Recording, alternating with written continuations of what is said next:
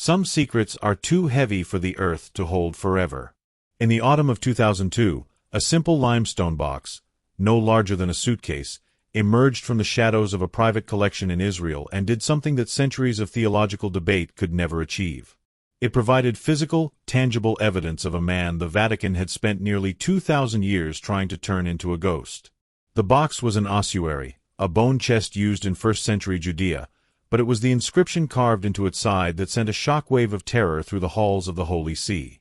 In ancient Aramaic, the letters screamed a forbidden truth: Yoachav bar Yosef Akui di Yeshua, James, son of Joseph, brother of Jesus. For the architects of Roman dogma, these 6 words were more dangerous than any weapon. They weren't just looking at an archaeological find, they were looking at the collapse of a 2-millennium-old narrative. You see, the institutional church had built its entire foundation on a single, immovable pillar: the perpetual virginity of Mary. To admit that Jesus had a biological brother was to admit that the Holy Family was a real, human family with multiple children. It was an admission that would render centuries of prayer, art, and doctrine obsolete in a single heartbeat. The discovery didn't just challenge a story, it challenged the very biology of the Messiah. But why was the Holy See so terrified of a brother? Because a brother is an heir. In the ancient world, and especially within the house of David, leadership didn't pass to a chosen official in a distant city, it passed through the blood. If James was the biological brother of Jesus, then he was the rightful Desposyni, a term meaning belonging to the master, and the true successor to the movement. This realization turns the history of the papacy upside down. If the leadership was meant to stay within the family in Jerusalem, then the rock upon which the church was built was not Peter in Rome, but James in the Holy City. The Vatican's reaction to the ossuary was a masterclass in defensive maneuvers. Almost immediately, a storm of controversy was unleashed. The artifact was labeled a forgery, the collector was put on trial, and the inscription was analyzed with a level of scrutiny usually reserved for nuclear secrets. They had to discredit it. They had to make the world believe that the word brother was a mistranslation, a spiritual metaphor, or a later addition. They needed the world to believe that James was merely a cousin, a linguistic trick the church had used since the 4th century to protect their monopoly on the Messiah. But history, unlike dogma, has a way of leaving footprints. Beyond the limestone box, the ancient world is filled with references to James the Just, the man who led the first Christian community with such authority that even his enemies trembled.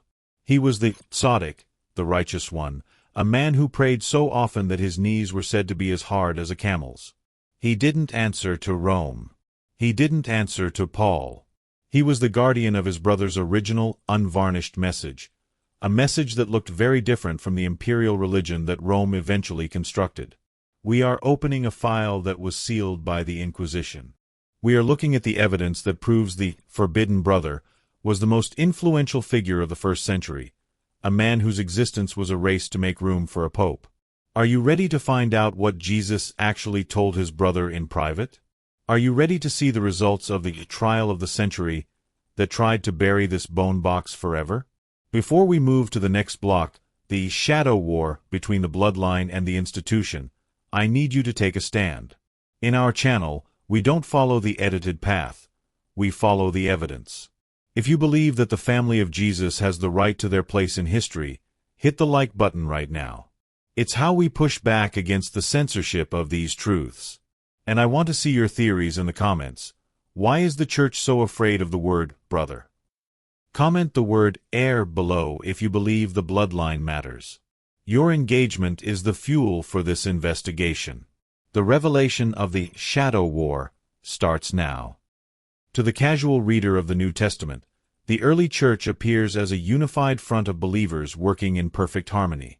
But if you peel back the layers of sanitized history, you find a brutal, high-stakes shadow war for the very soul of the movement. This wasn't a debate over hymns. It was a total war between 2 incompatible visions of the future. On one side stood James the Just, the biological brother of the Messiah, the leader of the Mother Church in Jerusalem. On the other side stood Paul, a man who had never met Jesus in the flesh, but who claimed a revolutionary authority based on a private vision. This is the conflict that the Vatican tried to bury, Because if James was right, then the Christianity we know today is a complete deviation from the original source. Think about the source of authority. James was the Desposyni, a direct blood relative. He lived in the same house, ate at the same table, and shared the same childhood as the man the world called the Son of God. His authority was grounded in reality, in history, and in the strict observance of the law. To James, the movement was the fulfillment of the Jewish covenant. It was a kingdom of the Spirit rooted in the soil of Jerusalem. But Paul's vision was different. Paul wanted a universal religion that could cross borders and enter the hearts of the Roman elite. To do this, Paul had to bypass the biological family.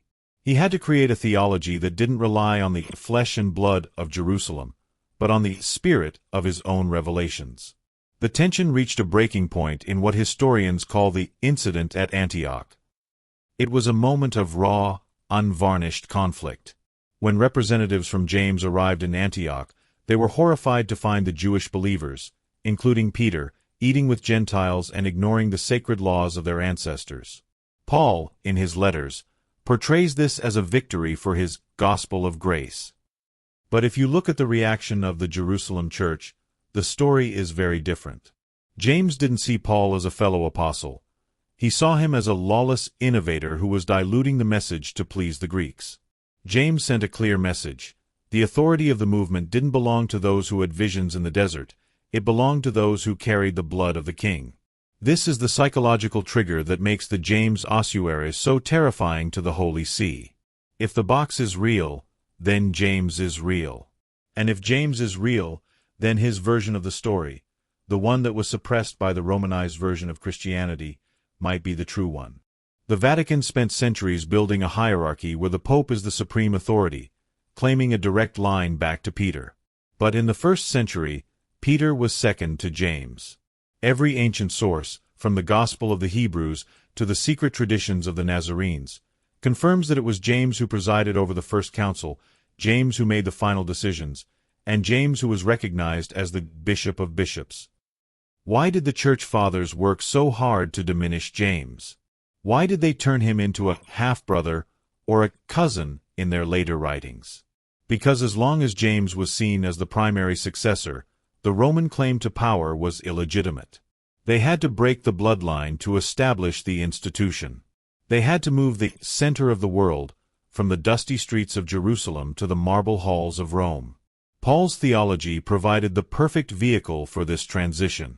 It allowed the church to separate Jesus from his Jewish family, transforming him into a cosmic figure that belonged to the empire rather than to his own brothers and sisters. The Shadow War was a battle of legitimacy. It was the family versus the officials, the heirs versus the bureaucrats. And as we know, the bureaucrats won the war of history. They wrote the books, they edited the scrolls, and they ensured that James became a footnote, a minor apostle who was conveniently martyred just before the Roman army destroyed Jerusalem. They hoped that with the city in ruins and the family scattered, the secret of the forbidden brother would die forever. But the limestone doesn't lie. The discovery of the James Ossuary in 2002 was like a ghost returning from the battlefield of the 1st century to demand a retrial. It reminded the world that there was another way, another leader, and another message. A message that was more concerned with righteousness than with dogma. A message that was rooted in the living reality of a human family rather than the abstract theories of a distant theology. Are you prepared to see the final, violent end of this war? Are you ready to find out how the righteous one was actually murdered, and how his death was the final obstacle Rome had to remove before they could take over the movement? Before we move to the next block, the betrayal in the temple, I need to know you are paying attention. This channel is about finding the new perspectives on known things that the mainstream is too afraid to touch. If you want to keep the forbidden archive open, hit that subscribe button right now. We are the voice for the figures they tried to erase. And I want to see your engagement. This is how we fight the algorithms. Comment the word bloodline below if you believe that the family of Jesus was the true heir to his mission. Share this video with one person who still thinks Peter was the only leader of the early church. Because what happened next in the courts of the temple was the final act of a 2,000-year-old betrayal. The city of Jerusalem in the mid-1st century was a powder keg of political tension, religious zealotry, and whispered conspiracies. At the very center of this storm stood James the Just. For decades, he had been the wall of the people, a man whose holiness was so legendary that even his theological enemies within the Jewish priesthood dared not touch him. He was the anchor of the original movement, the biological guardian of his brother's legacy. But in the year 62 AD, the fragile peace that protected the forbidden brother was violently shattered. The Roman governor, Festus, died suddenly in office, leaving a temporary power vacuum in Judea. It was the exact window of opportunity that the high priest Ananus had been waiting for, a chance to cut off the head of the Desposyni and consolidate his own iron grip on the city. Ananus was a man of cold, calculated ambition. He understood that as long as the brother of Jesus was alive and leading the community in Jerusalem, there was a rival source of authority that could not be bought, intimidated, or silenced. He needed a public execution to serve as a final warning to anyone who followed the way. He conspired with the Sanhedrin to bring James to the highest, most visible point of the temple, the pinnacle overlooking the massive crowds gathered for the Passover. This wasn't just an arrest. It was a masterclass in psychological warfare. They demanded that James stand before the people and renounce his brother, to declare that Jesus was not the Messiah. They expected him to fold, to choose his life over his blood. But they fundamentally misunderstood the man who had grown up in the same house as the King of Kings. James didn't renounce. He stood at the very edge of the abyss, looking down at the thousands of faces in the courtyard below, and he did the unthinkable. With a voice that carried the weight of history, he proclaimed his brother's divinity and promised his imminent return in glory. The defiance was too much for the priests to handle. Infuriated by his words, the temple guards didn't just arrest him, they threw him from the height of the temple. But the fall, meant to be an instant death, was not enough to kill the righteous one. Bleeding, broken, and with his bones shattered on the stone floor of the courtyard, James did something that horrified the crowd. He pulled himself to his bruised knees and began to pray. "Lord, forgive them," he whispered through the blood, "for they know not what they do." It was a haunting echo of his brother's final words on the cross, a biological and spiritual symmetry that the bystanders could not ignore. But the mercy of James only fueled the rage of his executioners. As the priests began to stone the broken man, a fuller, a worker who cleaned cloth, stepped forward from the crowd and struck James in the head with a heavy wooden club, finally ending the life of the brother of Jesus. The wall of the people had fallen. The direct biological link to the Messiah had been severed in the heart of the holy city. But the death of James was not just a tragedy for a single family. It was a spiritual catalyst for a total national disaster. According to the Jewish historian Josephus and the early Christian witness Hegesippus, the murder of the Just One was the turning point that sealed the fate of Jerusalem. Within a few short years of his execution, the city was engulfed in a full-scale rebellion against Rome. The curse of the death of James, as many contemporary writers called it, culminated in the year 70 AD, when the Roman legions under Titus surrounded the city, burned the temple to the ground, and scattered the family of Jesus into the winds of history. It was as if the very protection of the city had died along with the man who shared the Messiah's DNA. Why does the Vatican rarely, if ever, speak of this brutal murder? Because the death of James marks the true end of the Jewish Church and the beginning of the Roman Church. With the biological family executed, exiled, or forced into the shadows, the path was finally clear for a new, institutional version of the faith to take hold. A version that was centralized in Rome, thousands of miles away from the original bloodline and the memory of the man who prayed until his knees were as hard as a camel's. The murder in the temple was the final, violent betrayal that allowed the Rock of Rome to replace the roots of Jerusalem. It allowed the officials to take over the house after they had killed the heir. The James Ossuary is the silent witness to this ancient crime. It is not just a limestone box. It is a time capsule of a lost reality. It is the proof that a human being lived, breathed, and died for a truth that the institution spent centuries trying to edit out of existence. When we look at the inscription, "Brother of Jesus," we aren't just looking at archaeology.